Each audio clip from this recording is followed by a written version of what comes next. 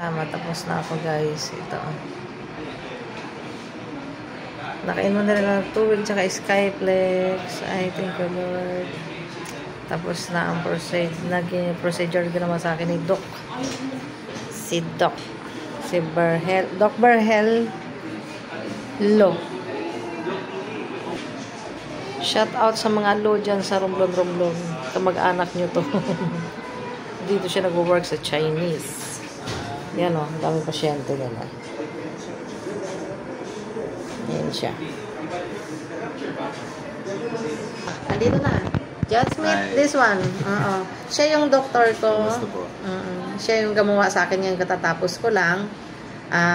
Sa aking mga kababayan dyan sa Romblon. And then, alam ko kilala nyo yung mga lo. So, ito siya. And then, alam nyo naman, pagdating sa mga lo, magagaling talaga sila na doktor. So, kung kailangan nyo siya, i-message nyo lang niya message nyo lang po si Dr. Berhel Lo.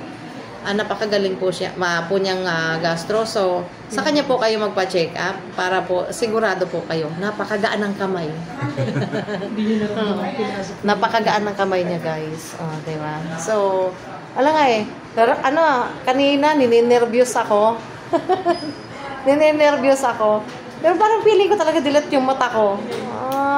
Hindi naman ako pinatulog ni Doc. Nararamdaman ko kaya.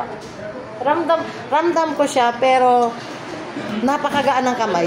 Hindi ko talaga siya na-feel na masakit. Wala akong naramdamang sakit. Follow na lang. So, guys, follow na siya. At please, magpa-check na rin kayo. Kasi kailangan talaga yon. Ito si Doc, alam niya yan. Follow na lang sa Facebook page ko. Siya ang the best dito sa Chinese Hospital. Thank you for watching. Bye-bye, Doc.